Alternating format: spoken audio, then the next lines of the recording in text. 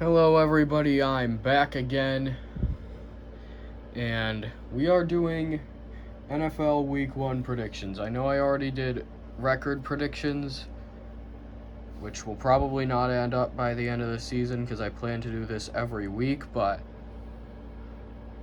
whatever. So, let's start out with the game that's starting in just a few hours. The Bills going to SoFi to face the Rams. By the way, winners will be on this side and losers will be on this side. I think I'm going to have the Bills winning this game because the Bills have honestly a bigger fan base than the Rams. Like, both of the teams, like, they're like equally good in like rosters, but it's just that, to be honest, I feel like it's going to be, like, all Buffalo fans in LA. There's going to be a lot of blue, red, white, and blue in SoFi this weekend. That's for sure. Next up, we got the Steelers taking on the Bengals. I'm going to have the Bengals winning this game because it's in their home stadium, and they honestly have a better roster than the Steelers, because the Steelers, like, they don't have... I mean, their D-line is good, but that's pretty much the only thing good about their team besides Najee Harris right now. And as for the Bengals, they just made it to the Super Bowl. So, yeah, that one was pretty easy to figure out.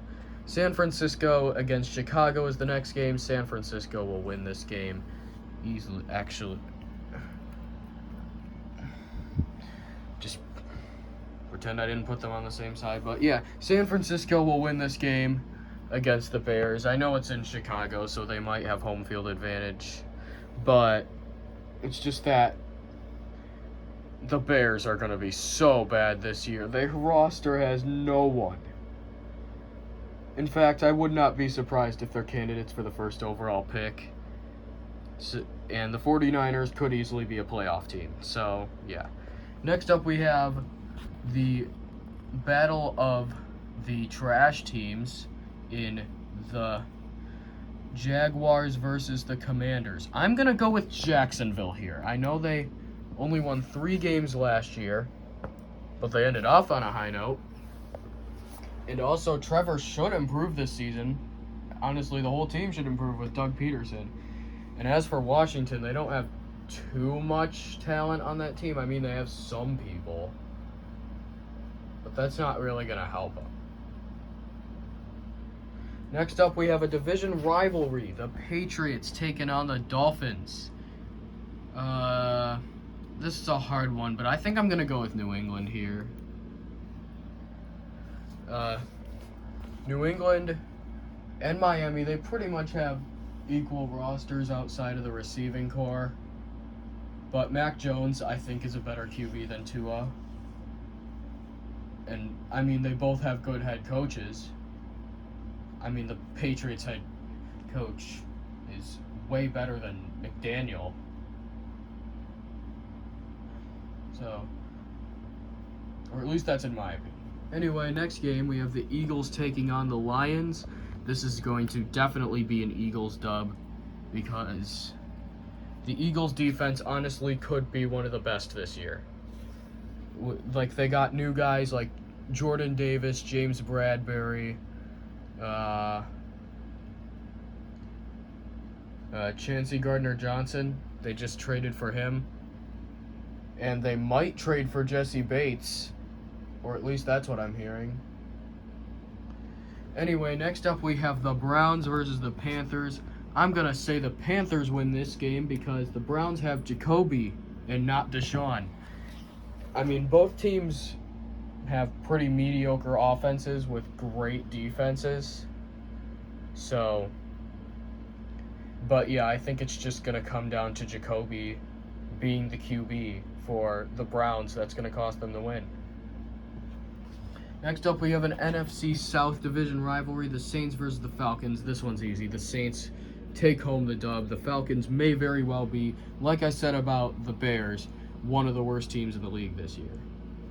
So the Saints are going to stomp on their heads. Next up, we have another division rivalry, this time in the AFC South with the Colts and the Texans. Same thing I just said about the Saints and Falcons game. The Colts beat them easily because the Colts defense is really damn good, and they also have Jonathan Taylor over there. Meanwhile, the Texans are my pick to be the NFL's worst team. So yeah. I mean, the Texans will obviously win some games, just not week 1. Anyway, next up we have the Ravens and the Jets. This one's not even going to be close. The Joe Flacco revenge game will not come into fruition. The Baltimore Ravens will destroy the Jets, even though they're in New York. All right, now moving to the midday games, we have the Raiders taking on the Chargers. This is a hard one, but I am going to go with Los Angeles with this pick. I think that the Raiders have talent. They have Max Crosby, they have Devontae, they have Hunter Renfrow, they have Derek Carr, but the Chargers just have added so many great players, especially on the defense. You got guys like, you have J.C. Jackson over there now. You got Khalil Mack over there. You got Joey Bosa over there.